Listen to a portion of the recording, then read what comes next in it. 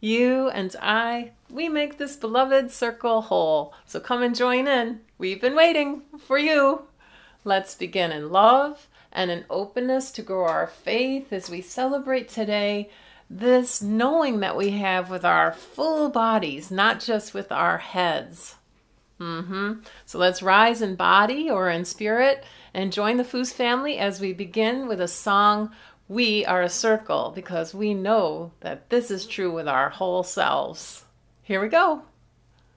We are a circle within a circle with no beginning and never ending. We are a circle within a circle with no beginning and never ending. We are a circle within a circle with no beginning and never ending.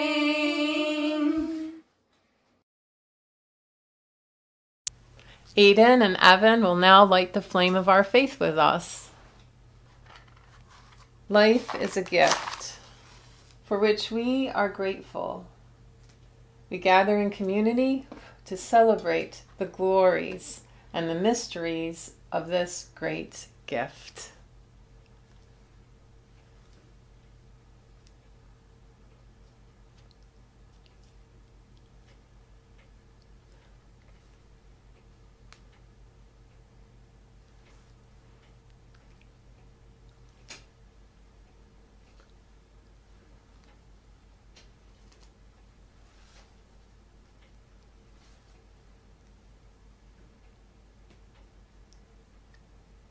I hope that if you're a child, you're filling in the caring awareness practice cards that we sent to you as an RE team and maybe putting them up somewhere so you remember the 4 practices that we do with our mindfulness at church. Today we're focusing on offering to serve, and that's really begins with us with this openness to knowing all of the things around us with our whole bodies so we can be appreciative and be grateful for those things. Offering to serve. We begin by making a chalice with our hands or a bigger one like this, whichever you're comfortable with, and we focus on being grateful for all the things that we have in ourselves.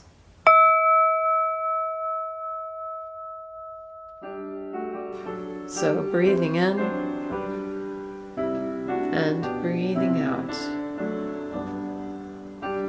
What can you be grateful for in this moment that you possess in yourself? What qualities, capacities, abilities, what gifts are you feeling blessed with right now in your own self? And expanding that to all the people and beings that you know. To be able to be grateful right now for something someone said or did, for a community that you can belong to, for a connection that you have that makes you feel loved and supported or challenges you in some way that helps you grow. Breathing in and breathing out. And what gifts of the natural world are with you in the interdependent web of life? What beauty, what food, what capacity in nature allows you to live this life you have at the moment. For all of those gifts, we breathe in and breathe out.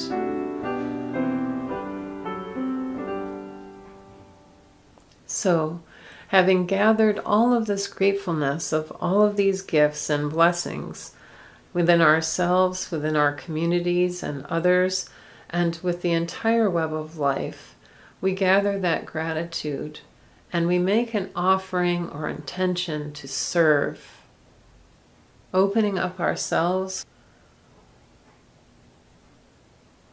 What do we intend to or serve with today that can spread those blessings far and wider than just ourselves? Let's imagine those possibilities and commit to serving the world in some way with all that we've been given. May it be so.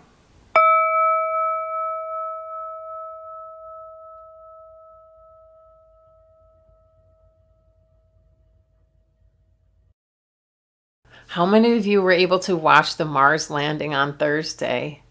So amazing. What do you think we will know from that? Do you have any guesses? So, if you didn't know this, Perseverance, the Mars probe, landed on Thursday to collect samples of rock and soil and also to explore whether there was ancient life on Mars. So what do you think we're going to learn from that? Well, as we draw from the wisdom of science and humanism. And the reason why we draw wisdom from science is not because we think science is cool, which it is, but it's for a specific purpose. And that is that we understand things more deeply so that we don't believe things that are actually not true and start to idolize or spend all this time and energy and faith on things that aren't actually true. So whatever it is we learn from the Mars probe, those will be things that are factual in terms of knowing things from the actual soil and whatever we can discern from our technology that's up there right now. It's a good reminder to me that we can know a certain amount at a distance, right? Whether that's Mars, or whether it's another person, or whether it's about a place, or about something in history, or whatever, we can know some things at a distance. And it's very different when we know things up close and right in person, because our whole body knows it differently. So we can know some things in this medium online. We can know different and more fuller things with our whole body being close to it. So imagine the difference between seeing a picture of something on Mars and actually holding a Mars rock in your hand, right? Very different experience and a very different knowing, because we can know with our body, we can know with our mind, we can have feelings about that, of being close. Yes. So just a reminder that when we think about knowing things more, it's not always about knowing things with our heads. It's also could be a full body experience of that in our hearts, in our senses, in our memory, everything. So to help us understand this more fully, here's Victoria and her dad to share with us the Zen story, The Empty Bowl. A university professor went to visit a famous Zen master. While the master quietly served tea, the professor talked about Zen. The master poured the visitor's cup to the brim and then kept pouring. The professor watched the overflowing cup until he could no longer restrain himself. "It's full! No more will go in!" The professor blurted. "This is you," the master replied. "How can I show you Zen unless you first empty your cup?"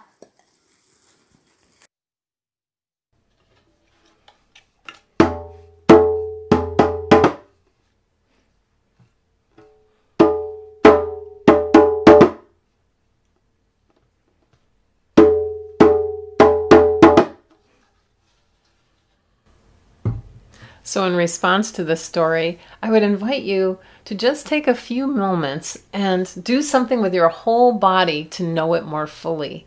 So it could be with another person, maybe just enjoying each other and singing. It could be by yourself, just to stretch and kind of have more awareness of how you're doing today. Whatever it is, just to engage your whole self in an inquiry or in a question.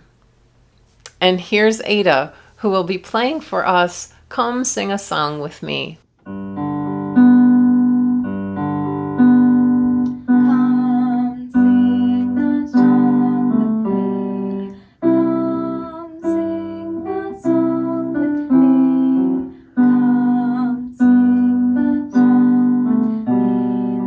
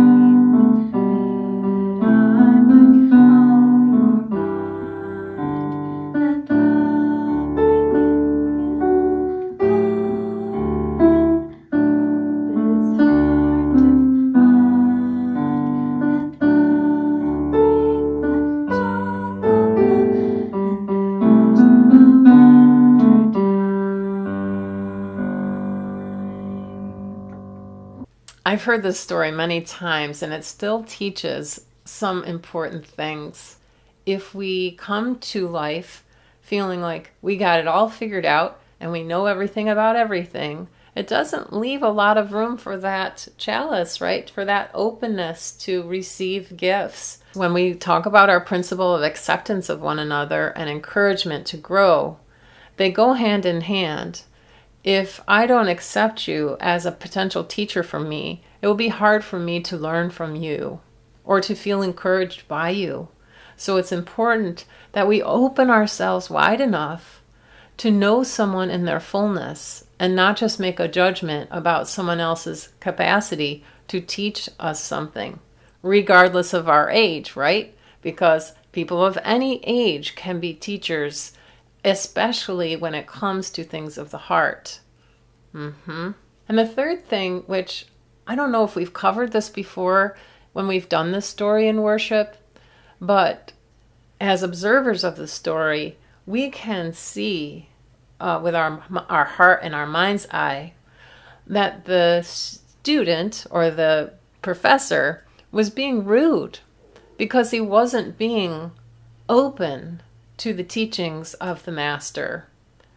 And so there is that kind of arrogance and that kind of haughtiness of like, I know it all, that the master doesn't have to show. He does it through his action. But it's important for us to understand that in any interaction, this kind of care and awareness that we practice, it goes for these kinds of things. When we have a question or we are wondering or we're trying to share something with someone else, to have care, so to treat with kindness the other person and ourselves, and awareness. He wasn't very aware, was he? He wasn't aware that he was going on and on and on about himself. So to have those two things together seems to be a really important part if we're not going to offend, harm, or limit the possibilities in a conversation or an interaction with our whole selves. So for our time of witness today, I'm bringing a guest, but we don't have a picture of him. He's one of our UU ancestors called Joseph Jordan.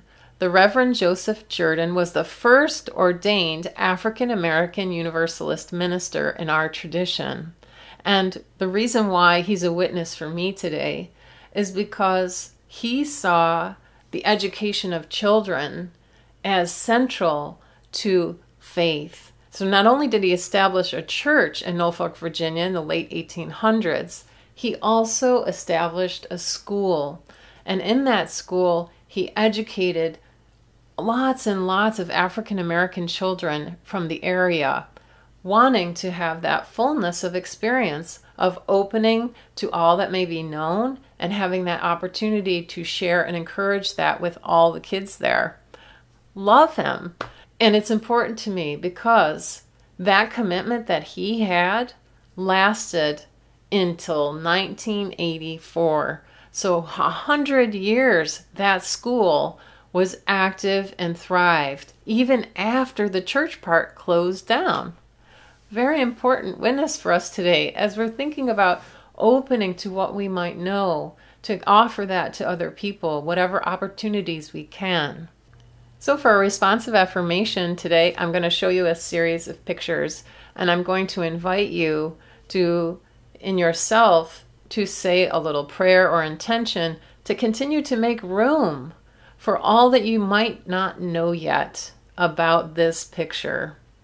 Okay? So Elliot and Murphy are going to lead us in our response, and the response is... Let us make room for what we do not know yet in our heads, in our hearts, in our whole selves. So let us begin.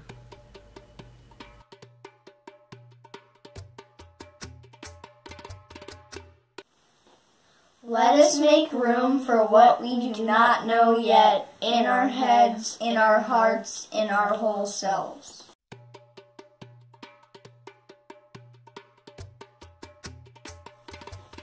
Let us make room for what we do not know yet in our heads, in our hearts, in our whole selves.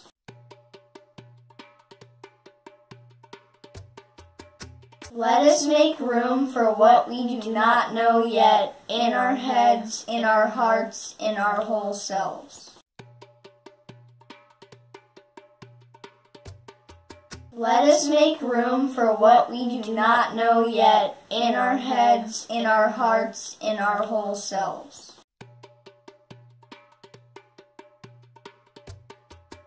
Let us make room for what we do not know yet in our heads, in our hearts, in our whole selves.